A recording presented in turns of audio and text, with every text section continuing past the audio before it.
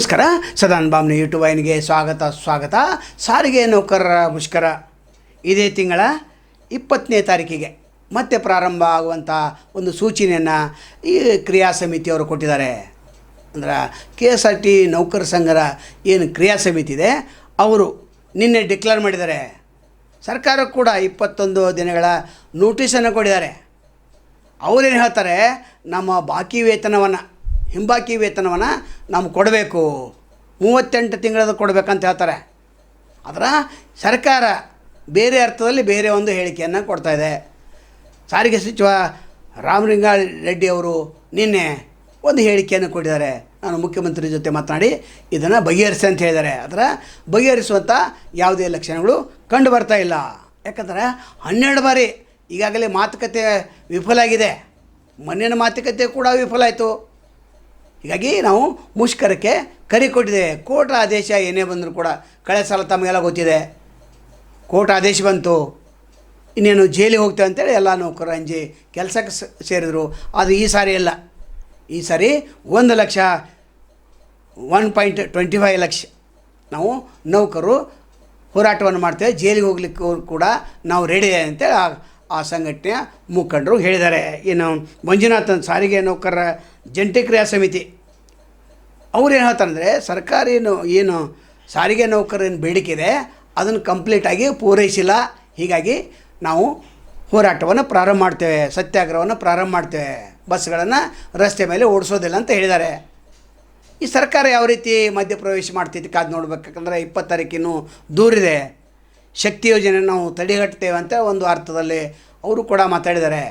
ಅದರ ಮುಖ್ಯಮಂತ್ರಿಗಳು ಕೂಡ ಇದನ್ನು ಮುತುವರ್ಜಿ ವಹಿಸಬೇಕಾಗ್ತದೆ. ಯಾಕಂದರೆ ಈಗಾಗಲೇ ಇಲ್ಲಿ 1271 ಕೋಟಿ ಹಿಂಬಾಕಿ ವೇತನವನ್ನು ಬಿಡುಗಡೆ ಮಾಡಿದರೆ 28 ತಿಂಗಳದು.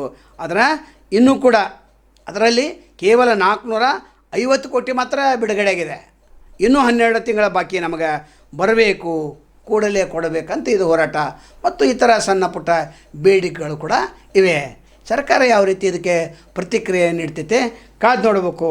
ಇನ್ನು ಅಂದು ಸಂಪೂರ್ಣ ನಾವು ಬಂದ್ ಮಾಡ್ತೇವೆ. 4 ನಿಗಮಗಳ ಏನು ನಿಗಮಗಳಿವೆ ಅವೆಲ್ಲರನ್ನ ನಾವು ಕೂಡಿ ಒಗ್ಗಟ್ಟಿನಿಂದ ಈ ಸಂಘಟನೆಯನ್ನು ಈ ಹೋರಾಟವನ್ನು ಮುಂದುವರಿಸ್ತೇವೆ ಅಂತ ಹೇಳಿದ್ದಾರೆ.